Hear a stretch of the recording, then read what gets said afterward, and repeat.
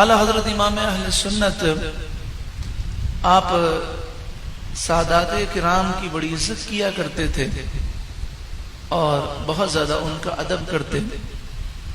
ایک دن یہ ہوا کہ ایک سید صاحب اعلیٰ حضرت کی خدمت میں آئے اور ایک انگوٹھی پہن کر آئے جو سونے کی انگوٹھی تھی. اب اعلیٰ حضرت امام اہل سنت نے یہ سوچا کہ انہیں تبلیغ بھی کرنی ہے اور ان کا ادب بھی ضروری ہے. تو اعلیٰ حضرت نے فرمایا کہ یہ انگوٹھی اگر آپ مجھے تحفہ دے دیں تو مجھے بڑی خوشی ہوگی. اب وہ اعلیٰ حضرت سے بڑی عقیدت رکھتے تھے, بڑے خوش ہوئے, فوراً انگوٹھی اتاری اور اعلیٰ حضرت کو تحفے میں دے دی کہ بھئی اتنے بڑے وقت کے مجدد, اتنے بڑے اللہ کے نیک بندے مجھ سے ایک چیز مانگ رہے ہیں. تو انہوں نے دے دی. اعلیٰ حضرت امام اہل سنت نے اس انگوٹھی میں مزید سونا ملا کر عورت کا زیور بنایا اور پھر ان کے یہاں بھیج دیا اور ساتھ میں مسئلہ بھی لکھ دیا کہ مرد کے لیے سونا حرام ہے, اس کی مستحق عورت ہے.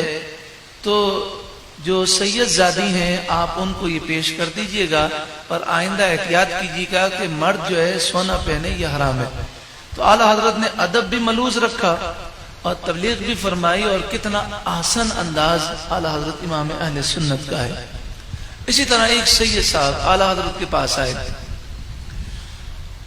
اب وہ انگریزی لباس میں ملبوس تھے اور چہرہ بھی یعنی داڑھی شریف بھی نہیں تھی اور ننگے سر تھے. تو اعلیٰ حضرت سے کہا گیا کہ یہ فلاں محکمے میں افسر ہیں.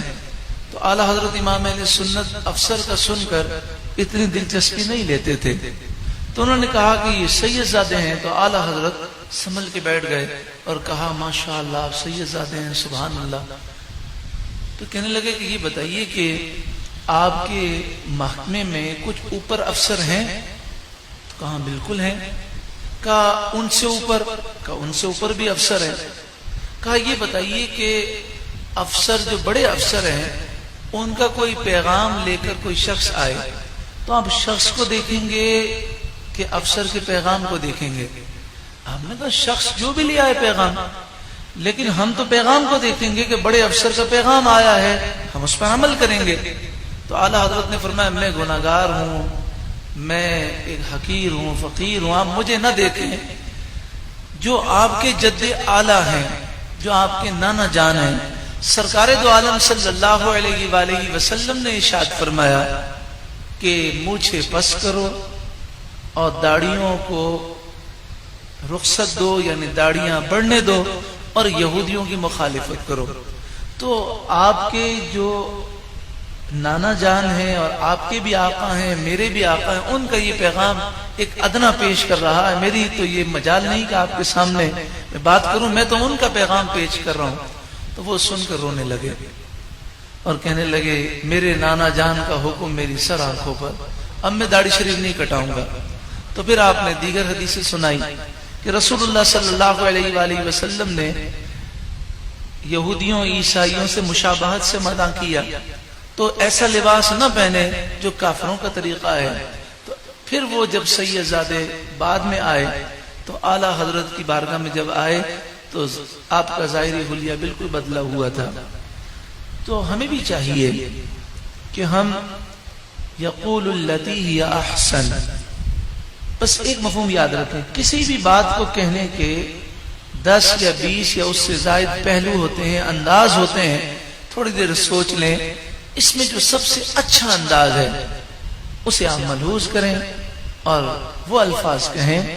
تو اس سے فائدہ کیا ہوگا, آپس میں لڑائی جھگڑے نہیں ہوں گے. عام طور پر ہوتا یہ ہے کہ ہم دوستوں میں بالکل فری ہوتے ہیں اور جو قریبی رشتہ دار ہیں جیسے بیوی بچے ہیں, ماں باپ ہیں, بھائی بہن ہیں, ان میں بالکل فری ہوتے ہیں اور بغیر سوچے سمجھے فوراً بول دیتے ہیں. تو اکثر لڑائیاں بھی ہو جاتی ہیں. لیکن باہر میں کوئی روڈ پہ کوئی آدمی ملتا ہے تو ہم سوچ سمجھ کے بولتے ہیں. تو پھر ہوتا یہ ہے کہ جملہ ایک ہمارے ذہن سے ہمارے منہ سے نکلتا ہے, اس کے غلط معنی بن رکھے ہوتے ہیں. سامنے والا سوچتا ہے اور کہتا ہے اس نے مجھے یہ کیوں کہا, ان الشیطان ینزغ بینہم, بے شک شیطان ان کے درمیان نفرت ڈال دیتا ہے، نزع ڈال دیتا ہے۔ شیطان خود جھگڑا کیسے کراتا ہے؟ گفتگو تو ہم کرتے ہیں، ہماری گفتگو میں سے بدگمانی کے پہلو وہ اس کے ذہن میں ڈال دیتا ہے کہ اس نے مجھے یہ کیوں کہہ دیا، یہ کیوں کہہ دیا۔ تو انسان کو چاہیے کہ بولنے سے پہلے تول لے، دعا فرمائے اللہ تعالی ہمیں فضول بولنے سے محفوظ فرمائے، اور جب بھی ہم بات کریں وہ سب سے احسن ہو، اچھی ہو۔